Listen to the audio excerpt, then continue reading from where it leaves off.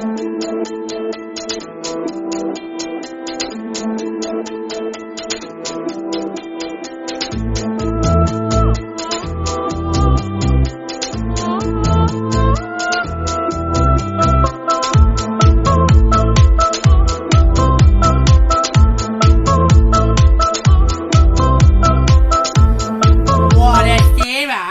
to the Olympic Hockey Show, brought to you by the Purple Brain Podcast. Right. Are you going to behave? If you're not going to behave, I'm going to give you the match penalty now. Okay? Because I'm just not going to put with it. We are now doing Italy. And as you know, since we've started this Olympic Hockey Show, Pluto has been very rude about the Italians. I'm not being rude. You basically said that you don't think they should be there. I did not say they shouldn't be there. I'm just saying that the only reason they are there is because they're the hosts. I mean, I don't think just because you're hosting the damn thing, it should automatically give you a guaranteed spot in the competition. Are we due to bid for Olympics at some point? Maybe. Well, when we are, Ped's clip this and we'll play it back to him. And you'll see what it does like with Team GB. It could be his time. Anyway. So, we now have learned the Montreal Connection. Maybe that's what we should call this episode. Oh, I like that! The Montreal Connection. Because we actually did know that Montreal was going to be hosting the Italian team. Yeah, they're basically going to have like a centralisation. Yeah, so in Montreal. And we've now learned why. Because not only is their coach a Quebec native, but their general manager is none other than the Victoire de Montreal's Daniel Sobolano! That we go! Now we know why, because we all did wonder, why is the Italian team training in Montreal? Yeah, it's at the Burdon Auditorium where the Victoire did play during the inaugural season as well as Place Bell. Yeah, because in the inaugural season the Victoire split their home games between Place Bell and the Burdon Auditorium, and then since year 2, since season 2 today, they have been at Place Bell full time. Yeah, so there you go. Yeah. So this actually should give us confidence that Italy can do really well, because as we know, Danielle is a brilliant general manager. First woman to be inducted into the Hockey Hall of Fame in the Bills category. Yep. Okay, so this should actually give the home team some confidence. Let's face it, they're probably not going to do well. Well, you see their group. They've got Germany, Sweden, Japan, who did have to qualify for these games. I think they could easily overpower the Italians. I think France is the sorry, lady. I think France. Go ahead. I think France is the only team right now I think Italy can confidently beat. But that's because the French haven't really got that Olympic experience, have they? Well, no, the last time they were there, I think, was 2002. Oh, they wait like crosses. Don't you dare! Are you going to say that they should be in 2030? Are ya? I remember you are married to a Frenchman. Your wife is French. Are ya? You going to be married in 2029 to 30, are ya? I think you know the answer to that, lady. Well, I just don't get why we have the team automatically qualified just because you're the damn host. It's not your mission. We've made so many references to that happen, and we don't even follow it anymore. Whereas because the situation with the Stade is giving me flashbacks to what happened back in Torino. So that's on the kinetics. There's that, yeah. So that's why we're probably going to because we just know Italy's not good at hosting events. We just know that, right? So that explains it. So if you're wondering why haven't Italy been training in Montreal, now you know why. And their coach is going to be. Let me bring it up. They're going to be coached by Eric Bouchard, who took over the role in late October 25, with the primary goal of leading the team during the Milan-Cortina Winter Games. And he's going to be joined by assistant coaches Alexandra Tremblay and Francis Hart.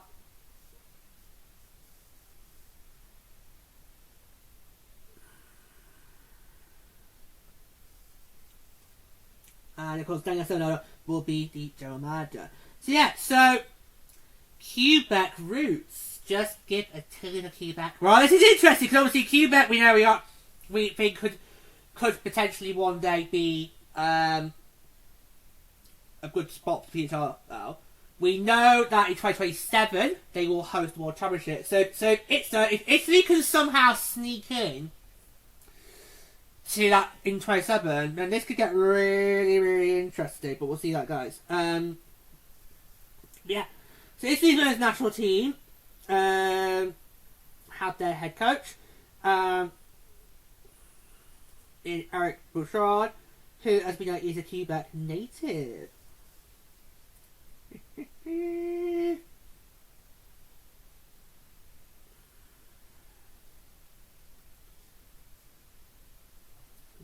More. Yes, he got named head coach back in October, and he's quite young actually, isn't he? He's 33. Oh. Was that the same age Jeremy Coulter was when he took over as Blackhawk coach? No, I think he was 32 at the time. Yeah. Oh, so not much coaching experience there. He's only 33. Mm-hmm. He was approached by Jeremiah Daniel Solano about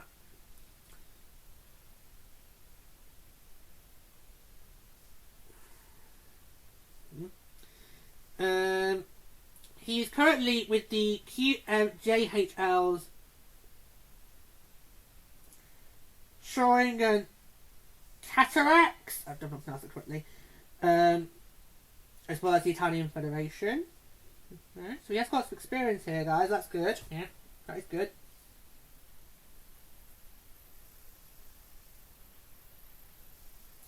So the Bouchard team, if you get someone who's been in coaching for more than a decade. Really? Despite being 33? Maybe some people who don't aspire to be players. Maybe there are some people who just be, you know what, I'd rather just be behind the bench, and they'd probably go and do that instead. Yeah, can you think? Yeah, with his age. We don't sure he's 33.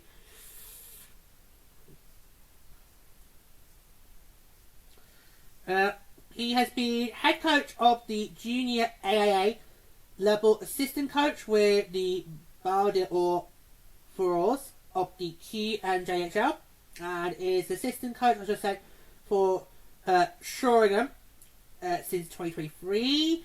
He's also been involved with women's hockey. Oh, thank God for that! There we go. He was an assistant coach with the Montreal Canadiens of the defunct CDHL in 2014-15 and 2017-18, and for 3 years now he's been the head coach of the Centre 2102 Suburb Women's Hockey Camps. At those camps, he works with pro-level players such as Captain Coach! Oh, he's my captain! He's my Captain Coach! Oh! But also NCAA and U Sports players, as well as college or players. He's also in a relationship with Montreal Victoire's Kelly Ann Nadeau for a long time now. It's definitely the Montreal Connection! We do not need the sex gestures, thanks very much. Let's keep this clean, please. It's Olympics, there'll be children watching. So women's hockey has become a part of his life. It's a resume that's helped him get the job. And he is a Quebec native. So there's a lot of Quebec natives here on this with the Italian organisation right now, which I think is really exciting. So yeah, so I actually am quite think this is going to be good because I think Italy. Let's face it, the host nations don't tend to do that well. Let's face it. I mean, I don't remember how well China did. Not well. Neither did South Korea. I think the last time we saw a competitive host nation probably was Sochi, but that's because it was Russia, and Russia back in the day, when we had to tolerate Russia. What do you mean tolerate? I had to shut them and put up. Of course. I had to shut them and put up. If I said about Russia, I would be dead. Yeah, so it wasn't tolerate, it was just and put up there. Yeah. Well, as I said, Russia is more seen as a competitive roster. So if I go back to that, well, of the four that you've been involved, George, only one host team won the gold. That was Canada. My first one in 2010. But I think in Sochi, the Russians did try and give it a good run with the money, even though they knew there was no chance. No chance. In fact, did they win the bronze that year?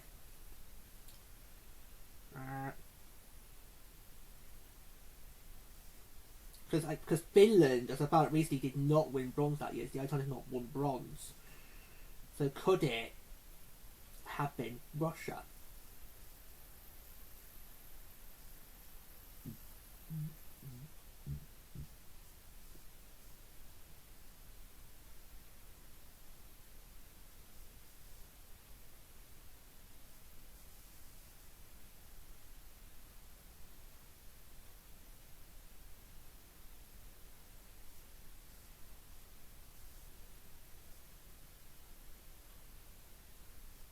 They did not want them. Oh.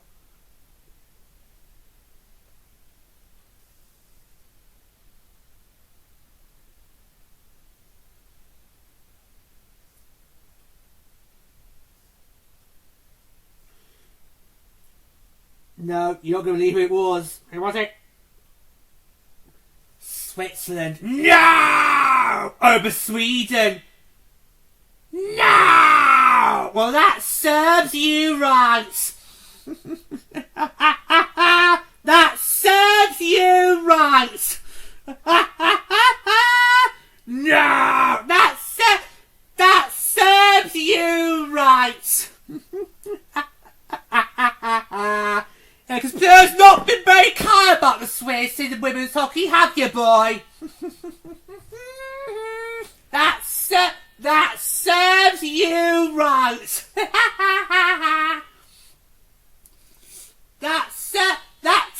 Take the shame. Take the shame. That serves you right. Anyway, back to Italy. I think they've got a really good coach because he clearly lick your wounds.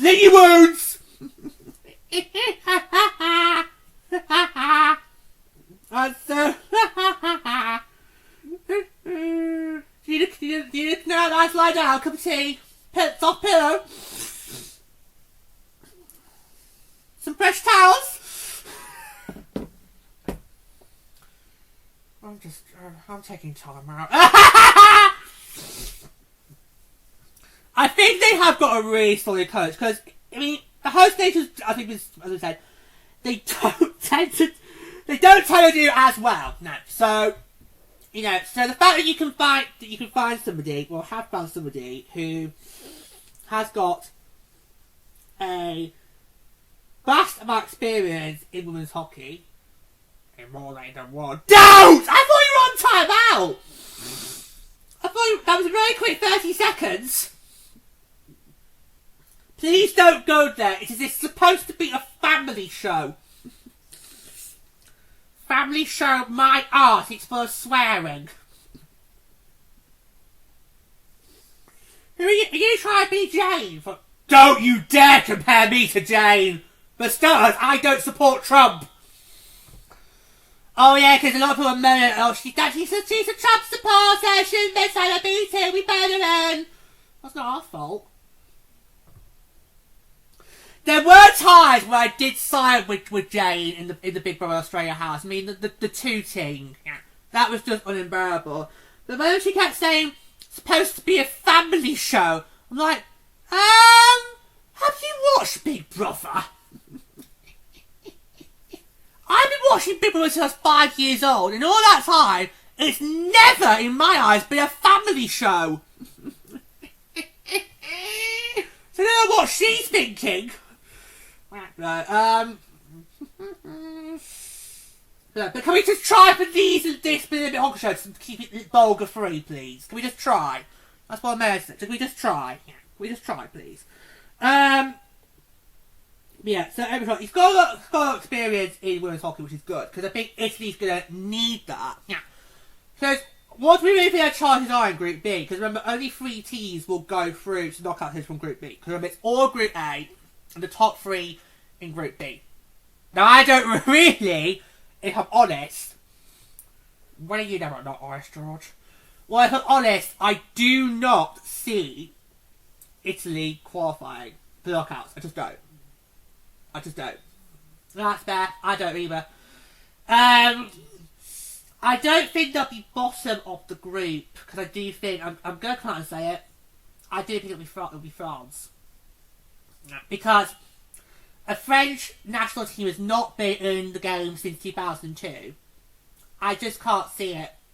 I can't see France doing well at all. I think they will come last. I think the French are going to have to look at Milan as a learning curve going into 2030. Because we know in 2030 they definitely will be there as the home team. Don't start! So I think, no, but I with you, George, I just don't really fancy Italy's chances. No. I just don't. So the question is, right, what is going to be a decent performance for the Italians in this competition? Yeah. Well, actually, isn't their first group game against France? Oh god, it is. Oh! And, it's all supposed to be in Santa Galina. Oh no! Oh no! Yeah, so, oh dear. Yeah. So the easiest game Italy gets is out of the way first. A bit like how the difficult match for us Americans is last. They could maybe do well against Japan, maybe, and not Germany, but probably not Sweden. They could probably show promise in the games against Germany and Japan, but probably not against Sweden. I think Sweden would be a bit of a blowout, but that's because it's Sweden, not because Italy's got a bad roster. So actually, I'm quite impressed that Italy have found somebody who has got the experience in the women's game, because that is what you're going to need, especially if you are going to be one of those teams who not everyone's going to see as a huge X factor. Thank you, Shazza. No, I'll take that comparison any day. She knew how to coach 5 pop stars.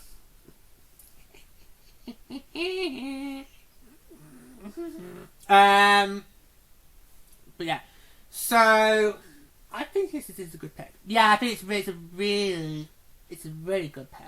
And the fact that they've had this camp in Montreal, that actually gives them a little confidence. You know, you've had time to get to know one another. You know, you've had a chance to gel together. Because I think that's the big drawback to now having a pro women's league all year round, is that the US and Canada don't get to have the centralisation anymore, which is what really helped them for years. Yeah. Because basically it's now you have to do what the men do, which is you meet up when you can. So, I think for me, when we get to Milan, that'll be interesting in Group A, to see how centralisation, how the lack of centralisation for how the US has affected them, because the other nations can afford to do that, like Italy. Sweden can't. Sweden can't. It's obviously there's the SDHL. So Sweden can't afford that. No, but that. So the fact that these managed to have a centralisation camp, that puts them in really good stead to maybe try and get at least some good results. Yeah, because we're not saying Italy going to be completely just going to just be pushed overs. It could get some decent results. Yeah, and the fact that we've had that centralised camp in Montreal. Yeah, so I think it's really good. I think it's been good to have this opportunity. Yeah. And the fact they've got Daniel Sonoro as their general manager, no, what? Needed wait. Because we were just focusing on the coaches, so we didn't know either. That's good. How many countries in get studied they've got a hockey Hall of Famer on their as a general manager? Probably not many. Probably not many. No. So I think Italy have they got opportunity to qualify for World Championships next year? Well, the top division. Yeah. Should we look at it real quickly? Yeah. Because we know that Quebec will be hosting in 2027. So if they can get in for that year, we just look it up. Are they saying April? The other divisions. I think they are. Not too sure. Because obviously they aren't impacted by the PWHL. So I'll have a quick look at that.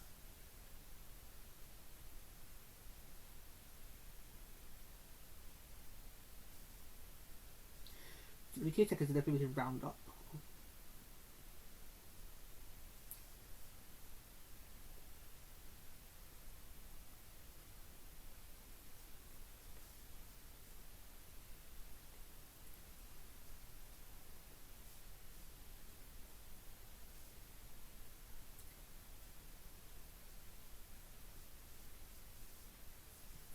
Yeah, they've got a chance. Hello, yeah. It's for next year's Women's World Championships, which in the Division 1, which will be held in April. In Division 1, Italy are in there along with Norway, host Hungary, Slovakia, France, China, Netherlands, Latvia,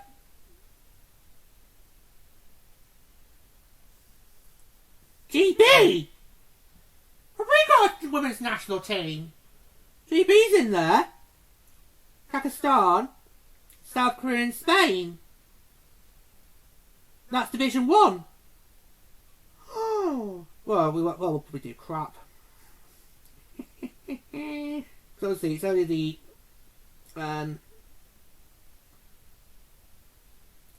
top 2 that get promoted. Yeah. It's still that, isn't it? Yes. Top 2 will go to the top division. So if Italy can get in the top 2 in Division 1 in 2026, they'll be promoted for 2027 to go to Quebec. So we'll see. We'll have to keep an eye on that. Yeah, we probably will have to keep an eye on that because obviously the 2 winners Division 1 get promoted to our division. Yeah. So we won't have ours until November. We will actually have to keep an eye out because we will find out who's going to get promoted to our division for 27 before 26 tournament is even played. Yeah. Right. Okay. So I'm really happy with Italy's choice for coach. I think the fact they've got somebody who's got women's hockey experience in their belt is really good because they're going to need that. Because everyone's going to go into this tournament thing, host nation, not going to do well. Yeah. Do we need to bother? So I think that Italy, if they can make a statement and get that experience ready for then those championships that will happen afterwards, I'm very good. I'm really happy for Italy. I think they're going to have a great coach and hopefully you'll be able to put a good tournament. Any final thoughts that are not dirty? No, didn't think so. Didn't think so. It's a great choice, Italy, especially with all those Montreal connections.